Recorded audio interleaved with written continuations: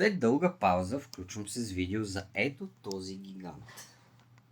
И така, финалният размер на скалата е 102 см или 4 бейсплейта 32 на 32.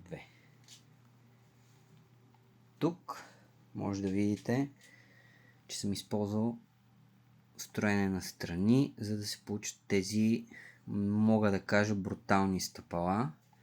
И покрай тях запълването стана доста интересно. Отгоре остава да се направят скаличките, както на другите два модула. Така, тук имаме входа, който знаете. Тук имаме кървавата мара, както каза един приятел. Както е кръсти един приятел, защото той направи. И тук имаме един магиосник, който е, мога да кажа, много лош. Пълен гръм, както казва Борис.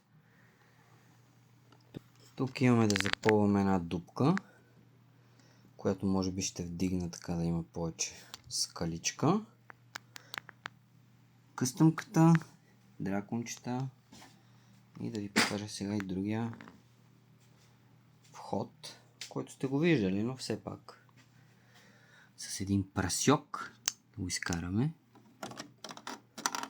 и да видите вътре змията, както се вика. Ето и от тази страна. Височинката е 40 см. Скалата другата седмица завършвам. Сега е на 90-95% готова.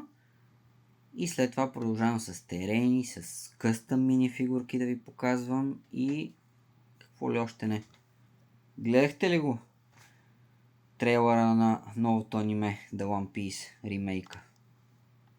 Пълен гръм!